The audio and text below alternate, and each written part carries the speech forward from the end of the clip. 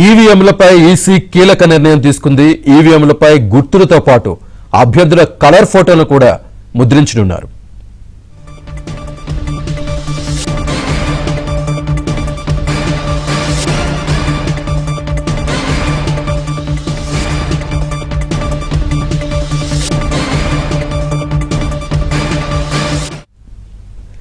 ఈవీఎంలపై EC కీలక నిర్ణయం తీసుకుంది.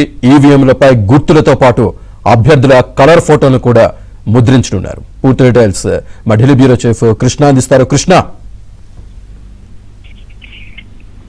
శ్రీనివాస్, ఈవీఎంలకు సంబంధించి ఈసారి కొన్ని కొత్త మార్గదర్శకాలను కేంద్ర ఎన్నికల కమిషన్ తీసుకొచ్చింది.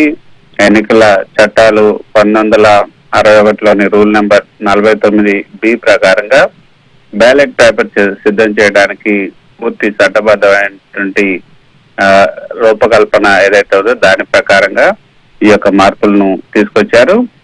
బ్యాలెట్ పేపర్ పైన ఎడమ వైపున సీరియల్ నెంబర్ 1 ముద్రించబడుతుంది.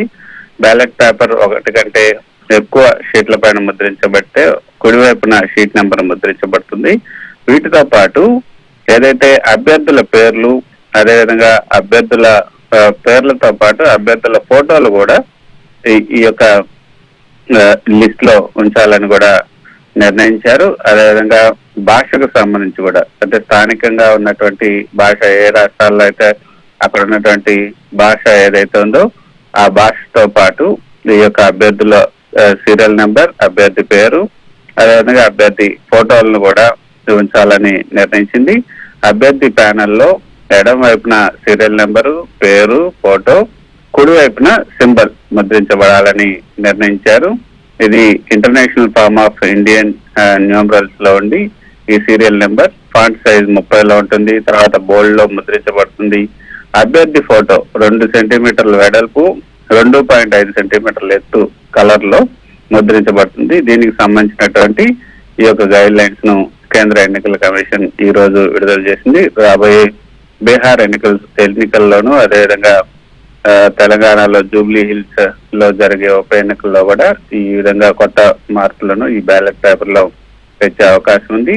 అదేవిధంగా లోక్సభకు ఎటువంటి పేపర్ను వాడాలి, తర్వాత శాసనసభకు ఎటువంటి పేపర్ను వాడాలి అన్న దానిపై కూడా ఈ రోజు ఇచ్చినటువంటి ఈ యొక్క గైడ్ లైన్స్ లో తెలిపారు. లోక్సభ ఎన్నికలకు తెలుగు పేపర్, అదేవిధంగా శాసనసభ ఎన్నికలకు, అసెంబ్లీ ఎన్నికలకు గులాబీ రంగు పేపర్, దాని పేపర్ యొక్క మందం ఎంత ఉండాలి, పేపర్ క్వాలిటీ ఎంత ఉండాలి, పేపర్ క్వాలిటీ 70 GCM గా ఉండాలి అని కూడా నిర్ణయించారు. ఒక షీట్ పైన గరిష్టంగా 15 మంది అభ్యర్థుల పేర్లు ముద్రించాలి. చివరిలో నోటా ముద్రించాలి. 16 మందికి తక్కువ అభ్యర్థులు ఉన్నప్పుడు మిగతా స్థలం ఖాళీగా ఉంచాలి. బ్యాలెట్ పేపర్ ముద్రణ ఏదైతే ఉందో దానికి సంబంధించి బ్యాలెట్ పేపర్ ముద్రణ అంతా కూడా ప్రభుత్వ ప్రింటింగ్ ప్రెస్ లోనే జరగాలి. అవసరమైతే ప్రైవేట్ ప్రింటింగ్ ప్రెస్ ఎంపిక చేయొచ్చు, కానీ భద్రతా నియమాలన్నింటినీ కూడా తప్పనిసరిగా పాటించాలి.